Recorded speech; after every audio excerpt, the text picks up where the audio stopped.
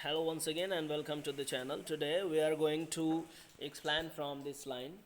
The next, I remember I was lying on my stomach and beside the pool vomiting. The chap and through me was saying but I was only fooling. Someone said the kid nearly died. Be alright now, let's carry him to the locker room. When narrator's body was taken out of the water, he was remembering that he was lying on his stomach beside the pool, vomiting, and he was doing vomiting. The chap that threw the boy, big brusher boy, who threw the narrator into the water, was saying, I was only fooling. I was not serious. But someone said, the poet remembered all the things that was going on around him. He was lying down with his stomach, and there were two people. One was that big brusher boy and second was another.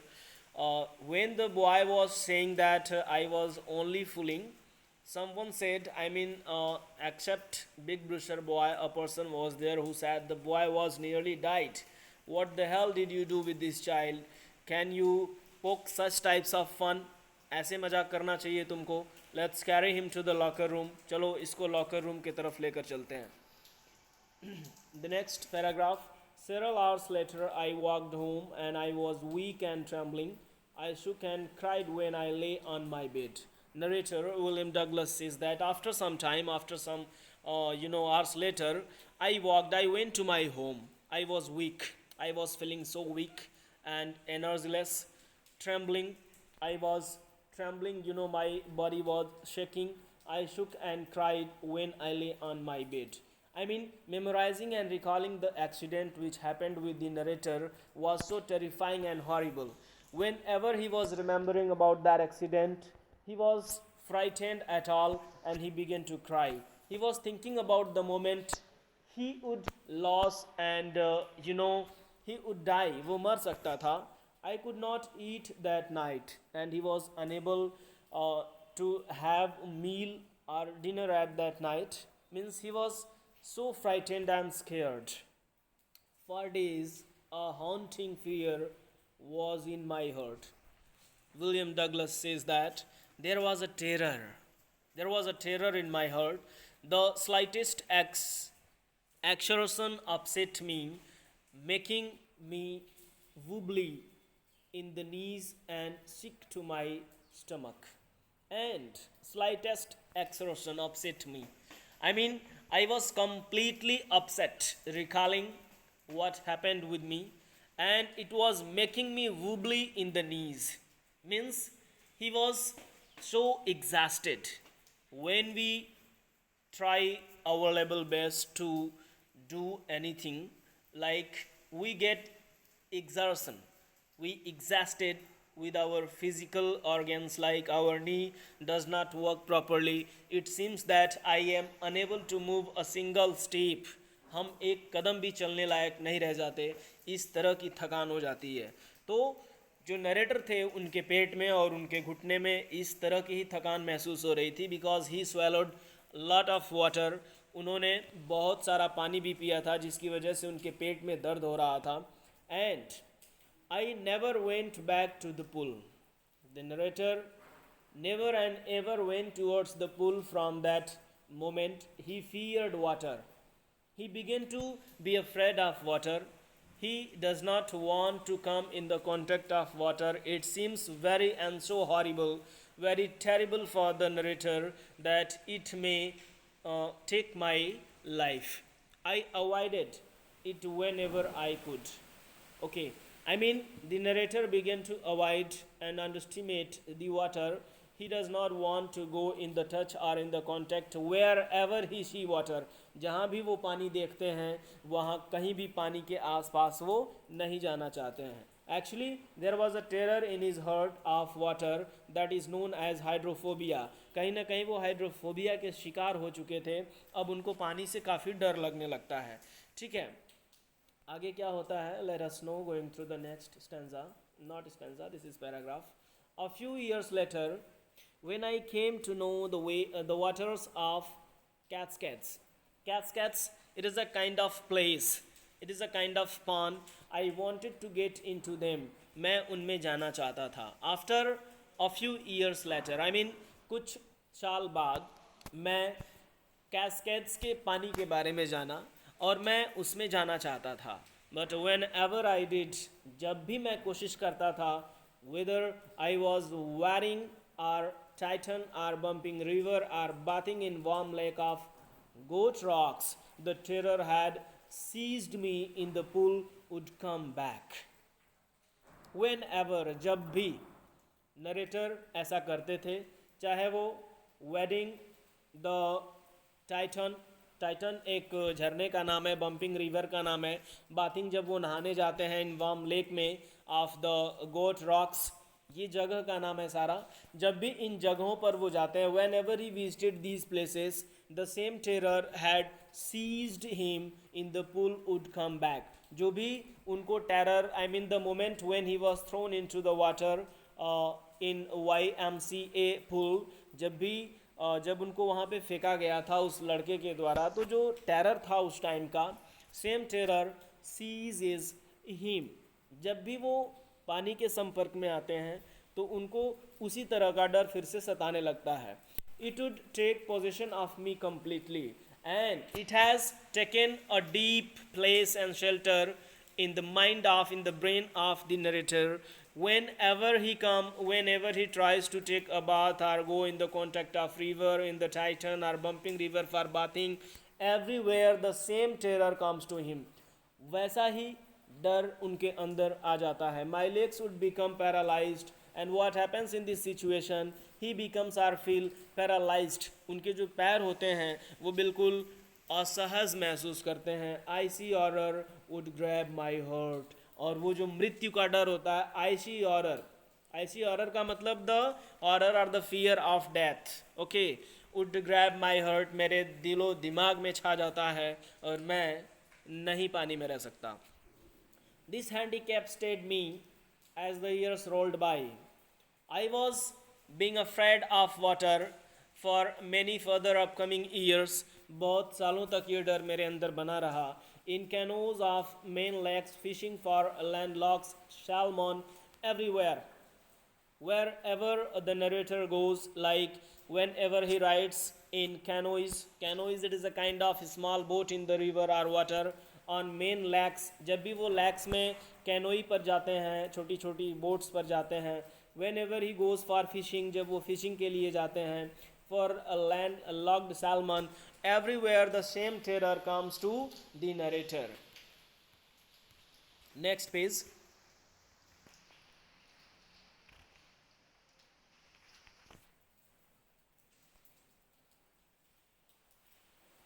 Bass fishing in New Hampshire.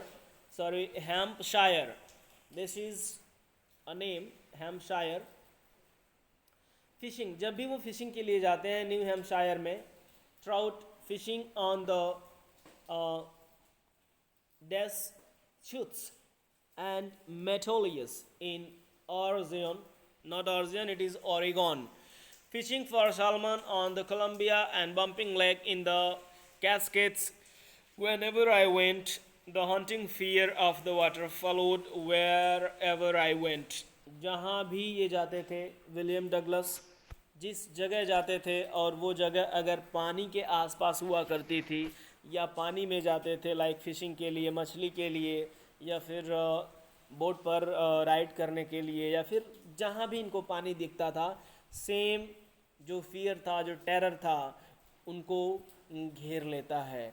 I mean he was suffering from hydrophobia. सीधी सी बात है, ये एक बीमारी होती है जो कि पानी से काफ़ी डरता है आदमी. उसको ऐसा लगता है पानी देख कर कि अब मेरी मौत ही आ जाएगी, मैं मर जाऊंगा इसमें, क्योंकि कहीं ना कहीं he has gone to the same situation. If the big brusher boy would not have taken him out of the water, he would die there. वो मर ही जाते वहाँ पे.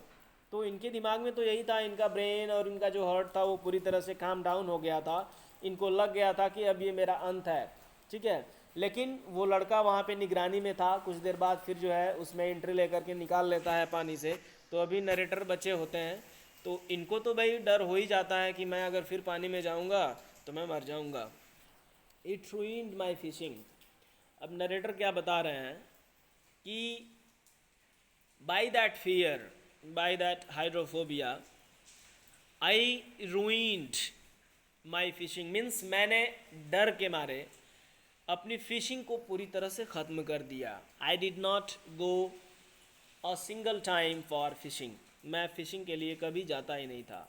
Deprived me of the Joy of canoeing, और जो आई mean the moment I enjoyed lots by canoeing, by riding on small boats in the river, everything was deprived, सब कुछ खत्म हो गया। बोटिंग एंड स्विमिंग, तैराकी, चाहे नाव पे चढ़ाई हो चाहे कैनोइंग हो, सब कुछ जो जॉय था मेरा सब कुछ खत्म हो गया, क्योंकि नरेटर की हालत ख़राब थी पानी देखकर। अब आगे क्या होता है, आई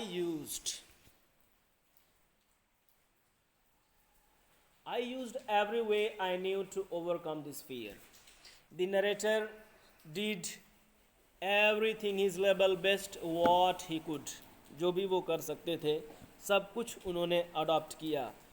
But it held me finally in its grip. But he could not recover from hydrophobia. लेकिन वो जो डर था उनके दिलों और दिमाग में वो कभी वापस नहीं गया। अब क्या हुआ, finally 1 October, the moment of 1 October, 1 October, he decided to get an instructor and learn to swim. उन्होंने डिसाइड किया, क्या डिसाइड किया कि चलो मैं एक इंस्ट्रक्टर पकड़ता हूँ and he will learn me how to swim, वो मुझे सिखाएगा कि तैराकी कैसे करते हैं। अब एक बहुत बड़ी चीज़ ये सामने आ रही है कि नरेटर इतने बड़े टेरर से जूझ रहा है, how ever he is thinking mostly about his swimming, canoeing, boating. So this is an adventurous life. The narrator William Douglas is adventurous, risky. क्योंकि हमारी क्या बात है भाई, अगर हमारे साथ ऐसा हो जाएगा, मैं अपनी बात बता रहा हूँ कि अगर हमारे साथ if something happens wrongly with me, if some like accident as what happened with the narrator, if somebody would throw me into the water and I'll suffer from the same situation, I'll never and ever go in the contact of water. It's very hard for me to think about swimming and having an instructor पकड़ना, फिर वो risk लेना और सीखना मेरे बस की बात नहीं है भाई। लेकिन नरेटर काफ़ी रिस्की है और वो इस चीज़ के बारे में हर टाइम सोच रहा है कि जो उसका जॉय है जीवन का वो पूरी तरह जा चुका है। अब वो फाइनली 1 अक्टूबर को एक इंस्ट्रक्टर पकड़ने की कोशिश करता है और स्विमिंग सीखने की बात कर रहा है। I went to a pool and practised 5 days a week। अब कोचिंग इनकी शुरू भी हो गई है। He went to the pool, वो पुल पे जाते थे for 5 days of a week, एक हफ्ते में 5 दिन जाते थे सीखने के लिए, an hour each day, and he practised there for an hour, और वो 1 घंटे तैराकी करते थे। The instructor put a belt around me, वो बता रहे हैं that what types of instrument was provided by the instructor and I went for swimming। वो बेल्ट बांधे रहता था, एक रोप अटैच होती थी बेल्ट से जो कि पुली से अटैच होती थी, that ran an overhead cable, और ओवरहेड एक केबल भी रहता था पानी के ऊपर। जब भी मुझे लगता था कि मैं थक रहा हूँ तो मैं उसको पकड़ लिया करता था। अब भाई जाहिर सी बात है, इस तरह की फॉर्मल ट्रेनिंग होगी तो कोई भी स्विमिंग सीख सकता है। He held on the end of the rope, और वो रोप के एंड को पकड़े रहता था। And we went back and forth, और फिर हम आगे पीछे इधर उधर आते जाते थे। Back and forth across the pool, फिर हम पुल को क्रॉस करते थे, फिर वापस आते थे। आवर्स आफ्टर आवर, घंटों घंटों तक, डे आफ्टर डे, कभी कभी तो पूरे दिन। अब धीरे धीरे क्या हो रहा है, वीक आफ्टर वीक, हफ्ते तक ये तैराकी करते रह जाते थे। On each trip across the pool a beat of panic seized me, और बार बार जब भी मैं तैराकी कर रहा था तो मेरे को एक टेरर दिमाग में आता रहता था। Each time the instructor relaxed his hold on the rope, और हर टाइम जो इंस्ट्रक्टर था वो रोप को रिलैक्स करता था, अपने होल्ड को जो पकड़ा हुआ था उसको धीरे धीरे रिलैक्स करता था। आई वेंट अंडर, मैं नीचे जाता था। Some of the cold terror return to my legs froze, कभी कभी मेरे पैर को एकदम लकवा सा मार देता था। I was feeling the same, but I was determined to overcome and conquer my fear by doing practice and how to swim. I wanted to learn, I was determined to learn. So finally, what happened with the narrator? It was 3 months before the tension began to slack. 3 महीने बीतने को हैं, अब धीरे धीरे जो tension है इनका वो खत्म हो रहा है। Then he taught me to put my face under water, exhale.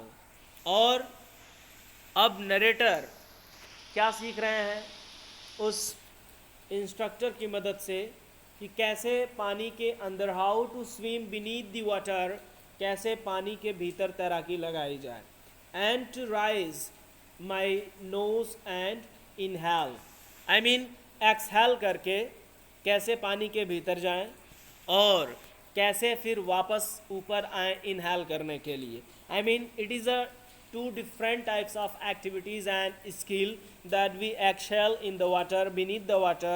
Thereafter we come back to the surface of the water to inhale, फिर सांस लेने के लिए। I mean inhaling once, a swimmer can swim beneath the water for 2 or 3 minutes. It depends on his practice.